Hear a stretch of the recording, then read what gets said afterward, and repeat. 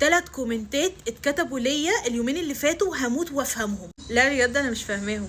كنت انا منزله فيديو على تيك توك وقلت لكم ان ما شاء الله الحمله اللي احنا عاملينها ان توصيل لكل محافظات مصر 50 جنيه في ظل ما كله بيغلي اسعار الشحن، احنا بنرخص اسعار الشحن. ثبت لكم الفيديو ده يعني كتبتوا لي كومنتات كتير وبتاع، عشان ده اول فيديو اظهر اتكلم فيه بعد غياب حرفيا سنوي. فكتب لي 3 كومنتات هموت وافهم الناس ديت دماغها فين.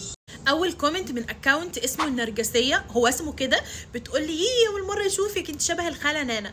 طبعا انا زعلت، افتكرتها اللي هي بتشبهني بحد كبير تمام، وقلت يعني انا مكرمشه قوي للدرجه دي.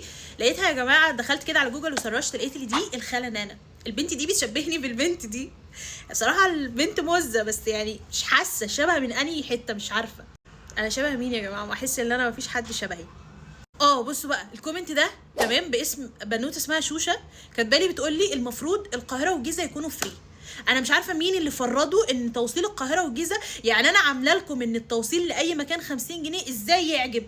ازاي تقولي لي واو برافو يا مناتي؟ لا تقولي المفروض القاهره والجيزه يبقى ببلاش، على اساس ان المندوب ساكن فوق تحتيها، فوقها او تحتيها، يعني هيصحى من النوم هينزل لها الاوردر مثلا في السبت. ليه؟ اخر كومنت بقى، اخر كومنت ده بتفكرني بواحده صاحبتي تدخل خناقه تولع الدنيا بس ما تطلعش نفسها غلطانه. بنوته الاكونت بتاعها باسم حوريه، بتقول لي ايه، اول مره اشوفك بس ما توقعتكيش كده، بس انتي قمر. يعني انتي ده مدح ولا ذم؟ انا والتيم مستغربين، يعني مش عارفين نمسك عليكي حاجه، انتي تمدحي ولا بتذمي ولا ايه؟ يعني بتدسي السم في العسل.